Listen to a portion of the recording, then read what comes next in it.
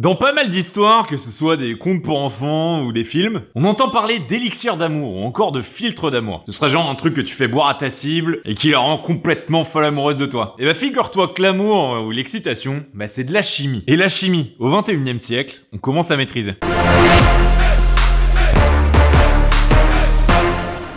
Notre corps, c'est globalement un amas d'éléments chimiques et biologiques qui sont en interaction les uns avec les autres. Donc les sautes d'humeur qu'on peut avoir, la joie, la tristesse et toutes les émotions en général, ça vient de molécules qui sont spécialisées dans le transport de messages chimiques dans l'organisme et qui s'appellent les hormones. Les hormones, concrètement, c'est des molécules messagères qui sont produites par le système endocrinien et elles sont produites souvent en fonction d'une stimulation extérieure. En gros, c'est une réaction de ton corps par rapport à un stimuli qui va pouvoir te rendre triste, énergique, content, colérique, etc. Et l'hormone dont on va parler aujourd'hui, c'est l'hormone de l'amour, c'est l'ocytocine. Le rôle de cette hormone, c'est de renforcer les liens sociaux. Elle apparaît notamment naturellement dans le cerveau d'une mère qui est en train de regarder son nouveau-né et va provoquer des sentiments de bonheur et de bien-être. Il y a certains thérapeutes qui proposent même à des couples en thérapie de se regarder dans les yeux pour pouvoir libérer de l'ocytocine. Bref, c'est l'hormone de l'amour avec un grand A. Et donc globalement, en 2022, il y a plus grand chose qui nous empêche de générer de l'ocytocine artificiellement. Parce qu'on peut déjà le faire pour n'importe quelle autre hormone. Et donc il y a des chercheurs de l'université de la réserve de Dikoneng en Afrique du Sud qui ont testé l'influence de l'ocytocine en la donnant à des lions pour voir si jamais ils devenaient un peu plus enclins à laisser les autres s'approcher d'eux. Et sur 23 lions qui ont reçu le traitement, en leur donnant leur jouet préféré, où d'habitude ils se battaient complètement pour pas que les autres approchent et leur chopent le jouet, la distance à laquelle ils laissaient les autres s'approcher a divisé par 2 après avoir reçu de l'ocytocine. Et on leur a donné l'hormone directement en pulvérisation au niveau du nez pour que ça atteigne le cerveau le plus vite possible. Et donc disons qu'en gros,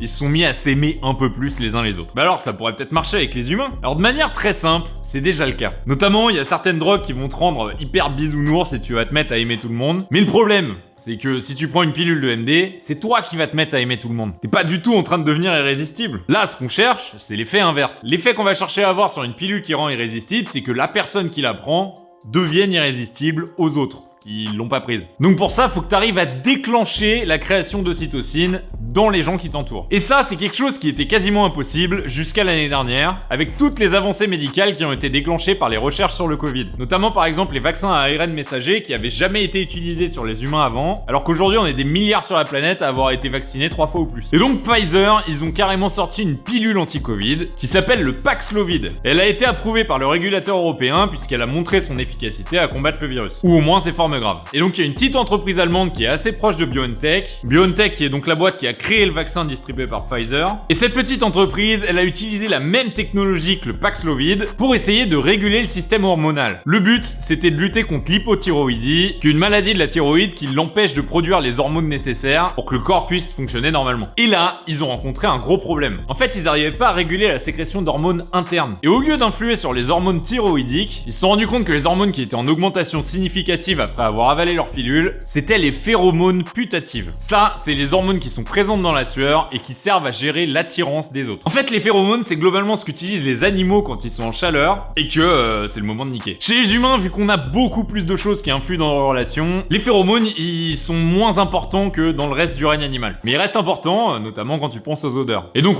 on émet des phéromones, mais on en émet assez peu. Et le truc, c'est que dans les tests de Bauer-Mart, qui est la petite entreprise allemande, ils ont augmenté la concentration de phéromones putatives dans la sueur d'un facteur 1000. Donc environ 2 heures après l'ingestion de la pilule, la sueur de la personne qui l'a prise, elle devient ultra concentrée en phéromones. Donc en fait, ça devient quasiment l'équivalent d'une chatte qui, pendant ses chaleurs, envoie des phéromones à tous les chats du quartier, et donc qui viennent dans ton jardin pour essayer de se la taper. Et le truc, c'est que même si chez les humains, les phéromones, c'est devenu quelque chose qui est un peu moins important que pas mal d'autres aspects de notre relation, nos récepteurs, ils sont toujours bien présents. Et donc toutes les personnes du sexe opposé qui ont été exposées à la personne qui avait pris la pilule qui a pas encore de nom officiel parce qu'elle est jamais sortie commercialement du labo, elles étaient devenues complètement attirées à la limite d'être un peu tarées. 100% des gens. Donc en gros, là on est carrément sur la pub Axe où il y a tout le monde qui court après. Je trouve ça assez hallucinant. Moi j'avoue, je sais pas si je voudrais tester ça quoi. Il y a un moment, ça fait presque peur. Toi, c'est quelque chose que t'aimerais tester? Dis-nous ça en commentaire. Je sais pas, imagine si tout le monde y a accès,